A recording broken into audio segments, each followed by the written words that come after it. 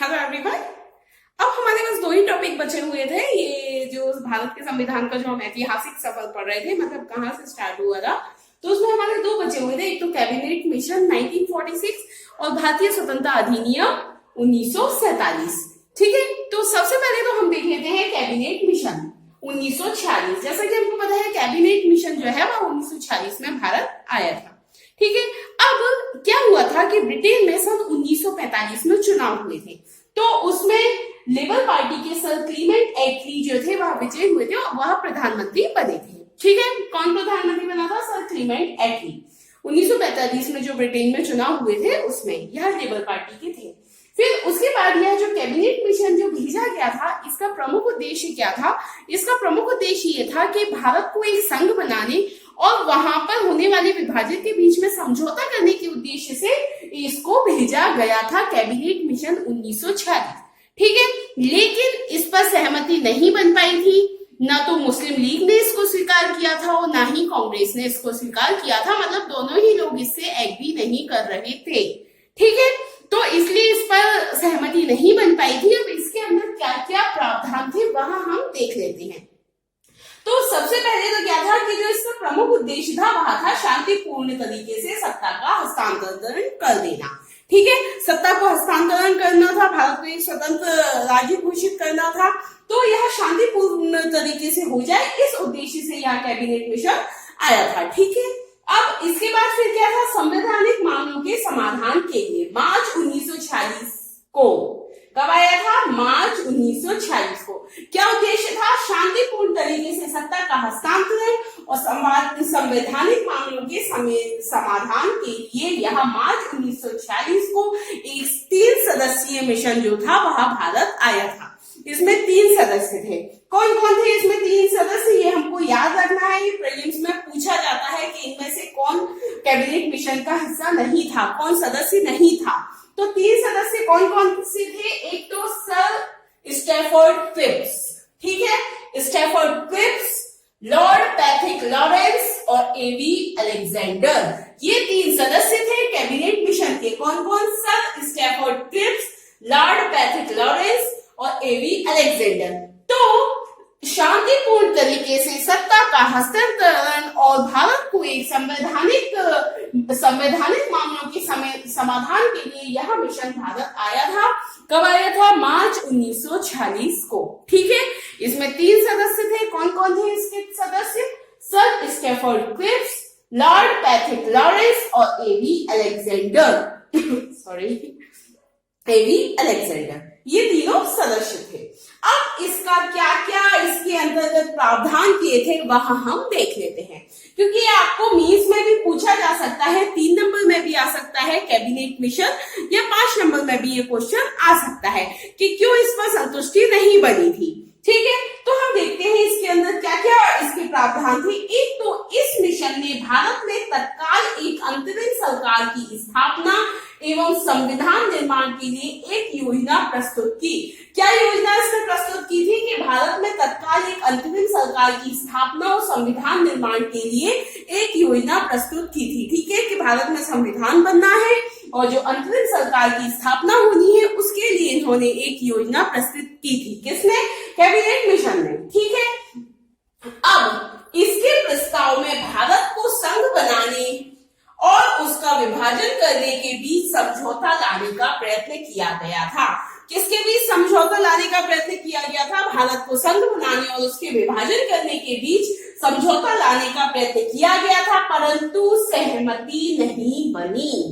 वही इंपॉर्टेंट चीज जो मैंने आपको स्टार्टिंग में ही बता दी थी कि परंतु सहमति नहीं बनी। ना तो कांग्रेस ही इसके लिए तैयार थी, ना ही मुस्लिम लीग इसके लिए तैयार थी।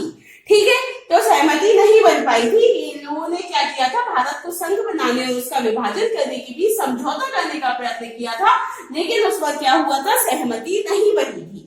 फिर इसके बाद इन्होंने एक और चीज भी प्रस्तुत की थी, वह थी संविधान के लिए बुनियादी ढांचे का प्रारूप पेश किया था। क्या किया था? संविधान के लिए बुनियादी ढांचे का एक प्रारूप प्रस्तुत किया था।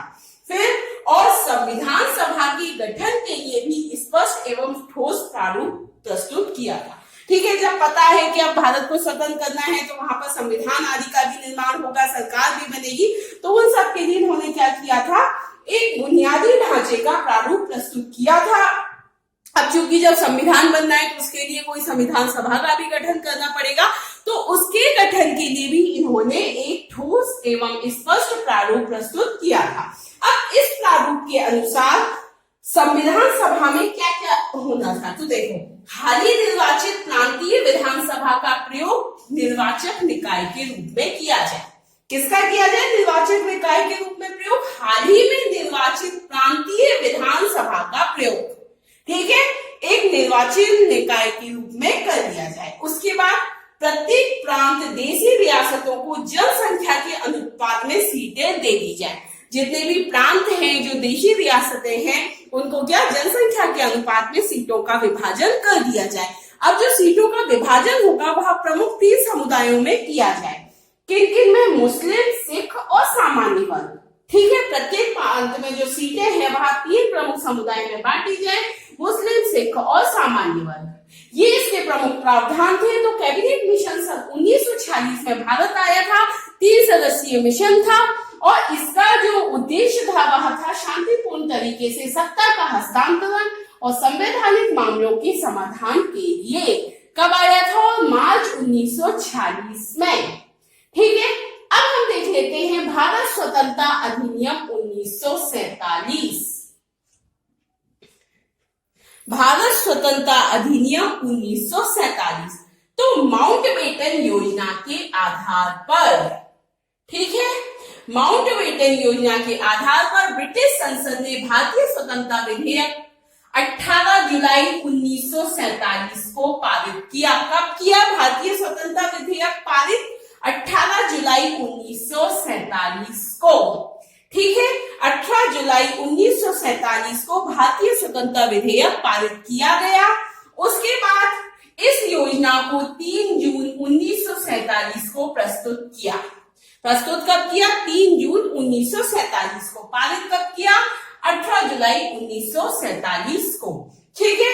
उसके बाद फिर क्या है, इसमें इस भारतीय स्वतंत्रता अधिनियम 1947 के अनुसार 2 डोमिनियन, ठीक है, 2 डोमिनियन बताए गए कि 2 डोमिनियन होंगे, एक पाकिस्तान और एक भारत। और इनकी जो स्वतंत्रता की तारीखें जो तय की गई वह थी, पाकिस्तान का स्थापना 14 अगस्त और भारत के लिए 15 अगस्त तारीखें तय की गई भारतीय स्वतंत्रता अधिनियम 1947 में।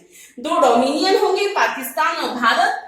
पाकिस्तान के लिए 14 अगस्त, भारत के लिए 15 अगस्त। जैसे कि हमको पता है भारत का स्वतंत्रता दिवस कब मनाया जाता है, 15 अगस्त 1947 को स्वतंत्र हुआ था, इसलिए 15 अगस्त को भारत का स्वतंत्रता दिवस मनाया जाता है और पाकिस्तान में 14 अगस्त को मनाया जाता है, ठीक है।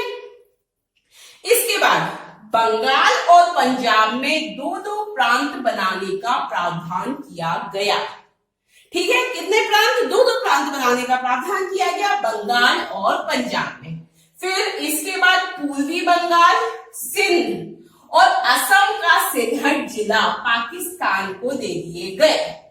कौन कौन से, पूर्वी बंगाल, सिंध और असम का सिलहट जिला पाकिस्तान में दे दिए। फिर 15 और इस अधिनियम के अनुसार ऐसा इसमें कहा गया कि 15 अगस्त 1947 को ब्रिटिश क्राउन का भारत पर से अधिपत्य समाप्त हो जाएगा, ठीक है। इस अधिनियम के तहत क्या लिखा था इसमें कि 15 अगस्त 1947 को भारत पर ब्रिटिश क्राउन का अधिपत्य समाप्त हो जाएगा, ब्रिटिश क्राउन का इस पर कोई अधिकार नहीं रह जाएगा, ठीक है। इसके बाद भारतीय रियासतें जो थी वह इन दोनों डोमिनियन में से जिसमें मिलना चाहे वह मिल सकती थी। मतलब जिसको पाकिस्तान में मिलना हो वह पाकिस्तान में मिल जाए और जिसको भारत में मिलना हो वह भारत में मिल जाए, ठीक है। इसके बाद क्या किया, दोनों डोमिनियन के लिए एक अलग अलग गवर्नर जनरल नियुक्त किए जाए। मतलब दोनों डोमिनियन के अलग अलग गवर्नर जनरल होंगे, ठीक है। फिर दोनों डोमिनियन की स्वतंत्र सत्ता को मान्यता दी गई इस अधिनियम के तहत। कि दोनों डोमिनियन क्या होंगे, स्वतंत्र होंगे, कोई भी किसी अन्य कंट्री के अधीन नहीं होगा। मतलब जैसे ये ब्रिटिश क्राउन के अधीन थे अभी तक हम लोग, तो अब कहा किसी के अधीन नहीं होंगे, दोनों ही स्वतंत्र होंगे। और स्वतंत्रता की तारीख भी तय कर दी थी 14 अगस्त व 15 अगस्त।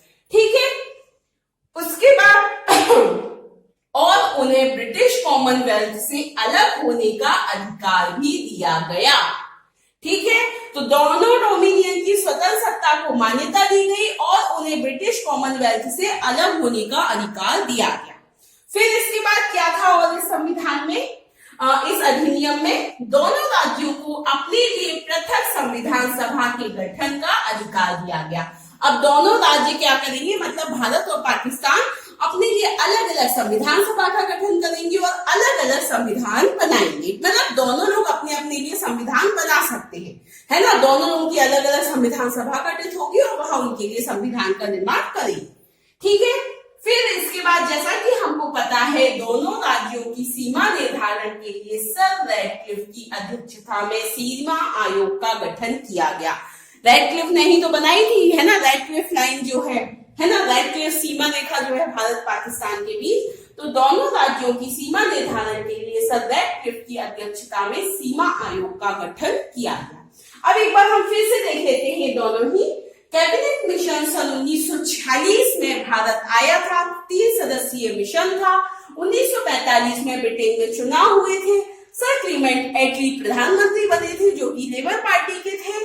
फिर इनका जो उद्देश्य था कैबिनेट मिशन का, वह था शांतिपूर्ण तरीके से सत्ता हस्तांतरण तथा संवैधानिक मामलों के समाधान के लिए। ठीक है, और वर्ष मार्च 1946 को एक 3 सदस्यीय मिशन भारत भेजा गया जिसको कि कैबिनेट मिशन कहा जाता है। ठीक है, इसमें 3 सदस्य थे। कौन कौन थे? Sir Stafford Cripps, Lord Patrick Lawrence, A V Alexander. फिर इस मिशन ने भारत में तत्काल एक अंतरिम सरकार की स्थापना एवं संविधान निर्माण के लिए एक योजना प्रस्तुत की। इसके प्रस्ताव में भारत को संघ बनाने और उसका विभाजन करने के लिए समझौता लाने का प्रयत्न किया गया था, लेकिन उसमें सहमति नहीं बन पाई। ठीक है, इसके बाद फिर क्या है, संविधान के लिए बुनियादी ढांचे का प्रारूप पेश किया गया। संविधान सभा के गठन के लिए स्पष्ट एवं ठोस प्रारूप प्रस्तुत किया गया। फिर इसमें क्या कहा गया संविधान सभा में, तो जो हाल ही में निर्वाचित प्रांतीय विधानसभा का प्रयोग करेंगे, किस रूप में करेंगे, निर्वाचन निकाय के रूप में कर लेंगे, एक निर्वाचित निकाय के रूप में उनका प्रयोग कर लेंगे। फिर प्रत्येक प्रांत देशी रियासतों को जनसंख्या के अनुपात में सीटें दी जाएंगी और 3 समुदाय होंगे प्रमुख, मुस्लिम, सिख और सामान्य, जिनको सीटें दी जाएंगी। ठीक है, इसके बाद आ जाता है भारत स्वतंत्रता अधिनियम 1947। माउंटबेटन योजना के आधार पर ब्रिटिश संसद ने भारतीय स्वतंत्रता विधेयक 18 जुलाई 1947 को पारित किया। इस योजना को 3 जून 1947 को प्रस्तुत किया गया। इसके अनुसार 2 डोमिनियन पाकिस्तान व भारत 14 व 15 अगस्त को इनकी जो स्वतंत्रता की तिथि थी वह निर्धारित की गई। बंगाल और पंजाब में 2-2 प्रांत बनाने का प्रावधान किया गया और पूर्वी बंगाल, सिंध और असम का सिलहट जिला पाकिस्तान में मिलाए जाएंगे। ठीक है, इसके बाद फिर और क्या हुआ कि 15 अगस्त 1947 को ब्रिटिश क्राउन का भारत पर से अधिपत्य समाप्त हो जाएगा और भारतीय रियासतें इन दोनों डोमिनियन में से जिसमें मिलना चाहे वह मिल सकती हैं। दोनों के लिए पृथक पृथक गवर्नर जनरल होंगे। दोनों में ही संविधान सभा का गठन किया जाएगा और वह अपने संविधान का निर्माण कर सकते हैं। ठीक है, फिर उसके बाद दोनों डोमिनियन की स्वतंत्र सत्ता को मान्यता दी गई और दोनों राज्यों की सीमा निर्धारण के लिए सर रैडक्लिफ की अध्यक्षता में सीमा आयोग का गठन किया गया। ये कंप्लीट हो गया है। अब हम पढ़ेंगे संविधान सभा का गठन। पर मैं सोची हूँ कि पहले आप लोगों को पढ़ा दूं संविधान की विशेषताएं, संविधान क्या होता है, ये सारी चीजें। Okay, thank you.